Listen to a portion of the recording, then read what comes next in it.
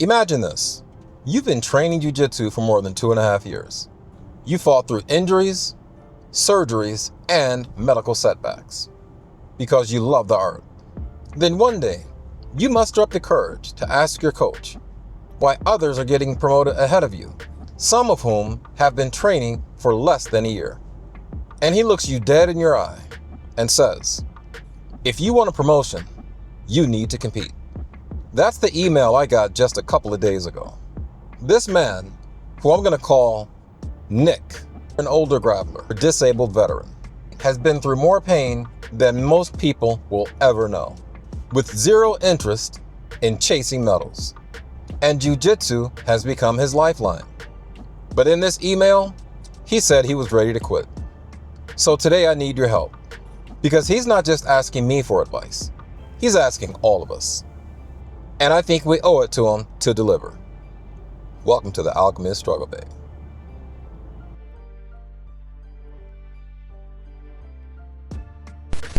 So the person I'm calling Nick isn't just some hobbyist. This is a disabled military veteran who's found new life in Jiu Jitsu. 2.5 years in and 60 pounds lighter, he trains for peace and tranquility, not for medals and podiums. For him, training Jiu Jitsu is about something much bigger. Jiu Jitsu is a real lifeline for guys like him. And this isn't just my uninformed opinion. There have been numerous studies on how training Jiu Jitsu significantly reduces symptoms of PTSD and anxiety and alcohol use in combat veterans and first responders, and provides a much needed supportive community. So when I read this guy's story, it triggered something in me much deeper than disappointment, because I'm a veteran of the United States Marine Corps, and I served in Desert Storm. And I've personally seen how people can struggle with transitioning from military life to civilian life. And practices like Jiu Jitsu can make that struggle a little bit easier. And people like Nick, they're not lazy or less than. This guy shows up, he rolls, and he learns, and he does it all while carrying injuries and a heart condition. And despite all of this, he's on the mat at least twice a week. And the coach even admits that he's technically at the blue belt level, but refuses to promote him simply because he does not compete, trains less often, and tires out a little too quickly. Well, if I had a heart condition, I'd probably tire out quickly too. When the criteria for earning a promotion is centered around competition and cardio, rather than skill, knowledge, and development, people with real limitations get locked out.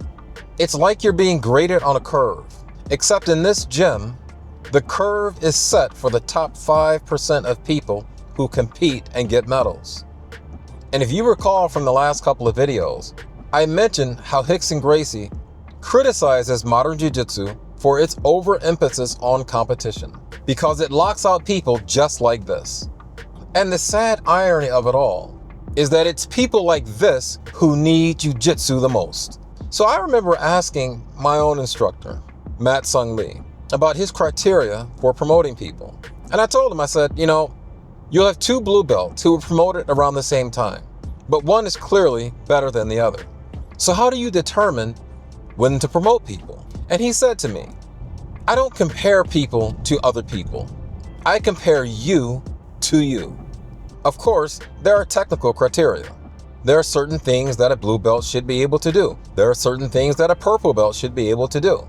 But once we get past that, the real issue is, how are you compared to the way you were a year ago, 2 years ago? Are you improving? Are you developing? Because if you're going to grade me against other people in the gym, the problem with that is that there's always going to be someone better. So the criteria becomes a moving target. So for veterans and first responders struggling with PTSD, anxiety, and depression, Jiu Jitsu can be the one place where they can take off the uniform while the brotherhood remains. And when that space turns into another place where you're not quite enough, the mental impact can be far worse than the physical impact. So if Jiu Jitsu is a place for people like Nick, earning it has to mean a lot more than being a tournament medal machine. I could sit here and give Nick my opinion, but I really need input from all of you, especially coaches out there who have been training people for years. What do we tell the guy who's given his body to this art and is told it's not quite enough? Some people are going to say, the coach has the right to set whatever criteria he likes for belt promotion. And I agree with that. A coach does have that right. But having the right to do something and exercising sound judgment are two very different things. When your criteria is so rigid that they exclude a student who has showed up and put in the work for years, overcome serious injuries, and contributes to the gym culture, you're not just setting a standard, you're sending a very dangerous message. The message is this: if you can't train like a competitor, then you don't belong on these mats.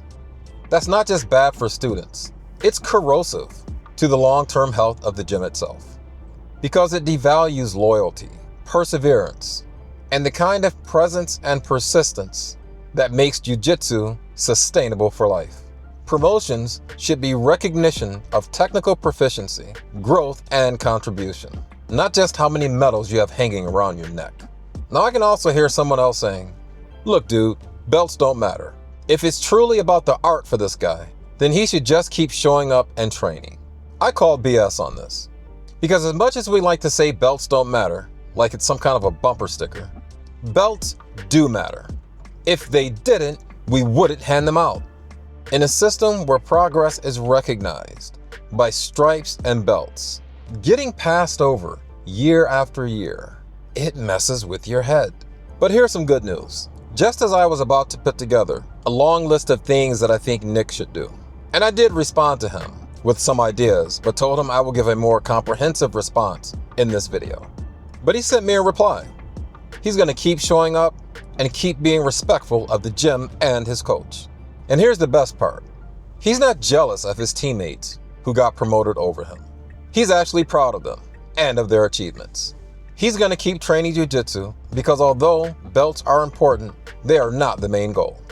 That's the heart of jiu-jitsu and the heart of a true martial artist. Not medals, not promotions, and not rolling until your body breaks, but showing up, learning, and growing. So what I need from this community is for you to drop him a comment. Let him know that he's not alone, and remind him that the belt is only as real as the journey that got you there. And honestly, if more people trained like Nick and had his mindset, the culture of jiu-jitsu would be a whole lot stronger than any stripe or belt could ever make it. In the end, he's chosen to keep showing up, injured or not, promotion or not, because the art matters more than the politics. And maybe that's the kind of promotion we should all be chasing. And if you haven't seen it yet, check out the video where I talk about what people get wrong about the jiu-jitsu hobbyist.